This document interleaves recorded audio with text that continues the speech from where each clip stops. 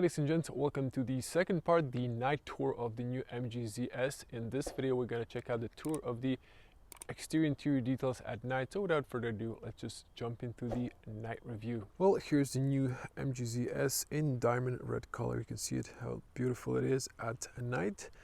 Now let me show you the key fob. If you're here for the first time and you didn't check out the detailed day review, check it out, separate video. Now here's the new MG key fob, and here's the lock, unlock, and unlock the cargo. You can press here, and the keychain part extends. It's a physical key. On the driver's side you have the physical key cylinder. More of that in the detailed day review. If we unlock the car, you can see here the turn signals and the LED headlights. Now these are nice and cold. The taillights, I'm going to turn the car the end, are warm lights, so if you want to have that matching, you can just retrofit that. Let's do a little walk around here. You can see the front end. These look really nice. Now there are no front fog lights, but the front headlights do look very nice and are very bright. Now car will lock if I don't enter it, but this is not keyless entry, so when you approach the car it does not unlock. So I would unlock it one more time with the key fob. Now checking here the side profile, so looking nice. Now let's check out the taillights. So I like the new design of the taillights. Now these look like LED. If I press the unlock button, or lock in this case, you can see these are actually bulbs, but they're easy to replace. Now these might look like LED, but I think there are also bulbs behind that, so it just looks like LED. Now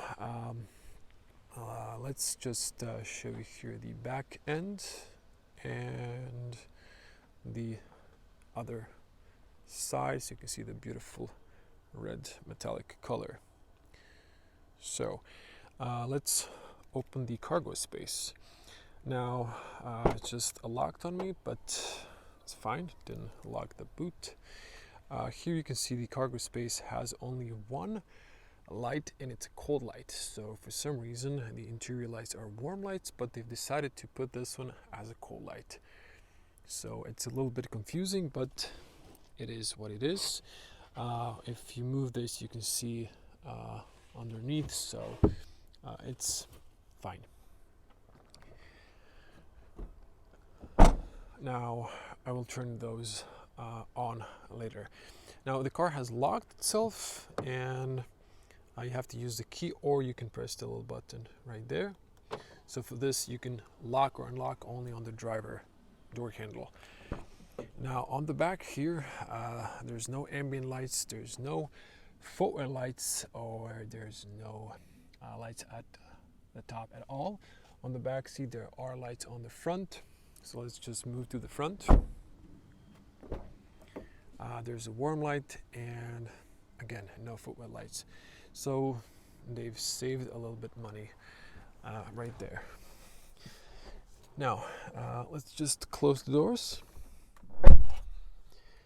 and before I start the car, I've got a USB A to C, because the Apple CarPlay only works via USB. So start stop. I'm holding the brake, the car turned on, there's a little animation, MG, and that's that.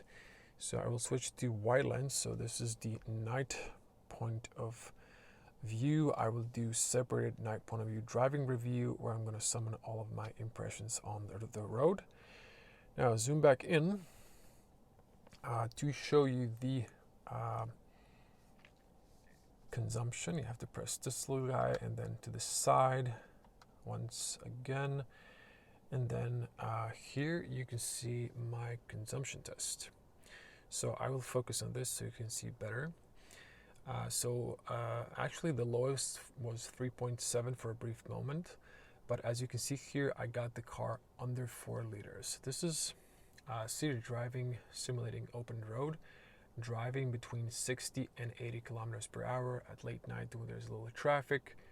So gentle acceleration, driving in normal driving mode, and anticipating when to let go of the accelerator for red lights. And then I'm recuperating. I was using the max recuperation, so level 3, and I did around 50 plus kilometers, and you can see 3.8 liters fuel consumption.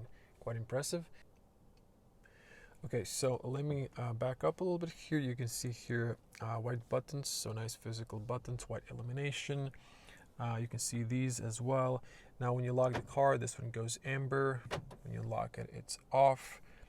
You can press here to disable the rear, and it goes amber. And then the driver's side is fully automatic for down and for up. Just once you press, it goes fully up. For the rear or the front passenger, you press once down, it goes all the way down. I'm going to stop it here, and then if you want it to go up, oh, you need to keep holding it. So that's that. Now to the screen here. Again, the camera is not close. If you come closer, the colors become better. This becomes darker. Notice Apple CarPlay is gray. It turns green when you connect the cable. And here we have the buttons. So when the climate is on, it is amber. If I turn it off, it goes white. So this is on. For example, if you want to heat the rear, just press that. Hazards, you can see them here, but you can't see them in the side mirrors, at least not from the driver perspective. This is nice and fast. Now USBs not illuminated. These are illuminated, of course. If you go to reverse, you can see the backing camera, and you can see the front camera, excellent resolution. Now, if you give a, let's say, right turn signal, you can see that, and it's pretty cool because this goes amber as well. So you can see that. Now, if you put this to park, it goes amber. This goes red, engages the parking brake automatically and disengages. These are the driving modes. And if you press this only once, I'm going to turn it off. So if I release the foot from the brake once, it goes amber. But you need to press it again in order to start the car. I haven't hold the brake, so the car is technically not on. That's why the test lights are still here. If I hold the brake and press again, then the car is on. So that is that. Yeah, here there are also no lights in the glove compartment, so it's all dark. Usually they're not here either, and on the back it's a bit dark. You do need to press these if you want more light, and then some light is reaching the back, but not a lot. This one is don't blind me, so there's a lot of light around me now because of the street lights, but usually this, when you pop it down, goes dark, so you can see only the headlights, but like dim, so the other drivers don't blind you. If you want the lights to come on when the doors are open, this one needs to be pressed in, otherwise it is off. You can see that one. We don't have any lights on the top there. And headlights, so that's the long beam, very bright. And here we have only the rear fog lights. So you can see that you press towards the dash, turn it towards the dash to turn it on.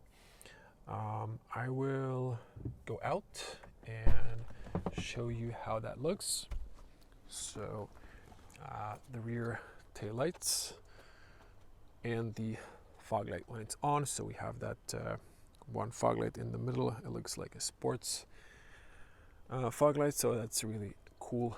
Nice little detail there. And I'm gonna switch that one off and turn on the hazards real quick. So also the license plate light is on, so it's not cold light as on the front headlights, but you can again retrofit that if you're really into that. So the bulbs are obvious on the turn signals, but again, it's just cheaper to replace those instead of buying LED. But there are LED solutions, so you can also retrofit that, although maybe I wouldn't do it because sometimes they're too bright and they blind other people. So try to stay with the factory approved lights. And I haven't forgotten Apple CarPlay, but let me show you this. Navigation. So for some reason, it is stuck on day theme. I'm not sure why. I've switched the lights so it doesn't do anything. But look at here, navigation view. There is day color, which we're seeing. You can actually change these. So I guess this one's more relaxed. And this is the night theme. So you can see there's night themes. There's also this blue one. I actually do like the blue one, but if you select here and you go back, it's still the day theme for some reason. So I'm really not sure what's going on. I'm going to tell MG, maybe they can fix it. Maybe it's just a bug. And now I'm going to detach my exterior mic and connect the cable for the Apple CarPlay. So you might notice that the icon is green. So Waze has opened up because I left it there. So with the Waze does work, dark theme and light theme. Now I'm saying this because this doesn't have a light theme, so it's just better to have it this way.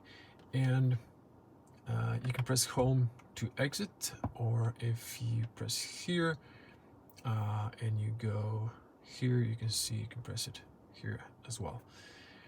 Now I'm saying this because this is the, you can also play here with the brightness. This is the dark theme for the icons.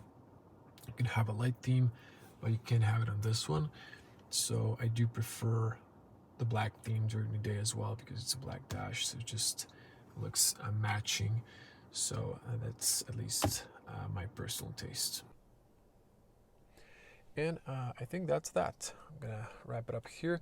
So I'm just gonna switch off the car, and yeah, this could be really economical car. So consumption wise, in the city, it's really efficient. On the open road as well. On the highway, it's gonna be spending a little bit more, but still very efficient hybrid car.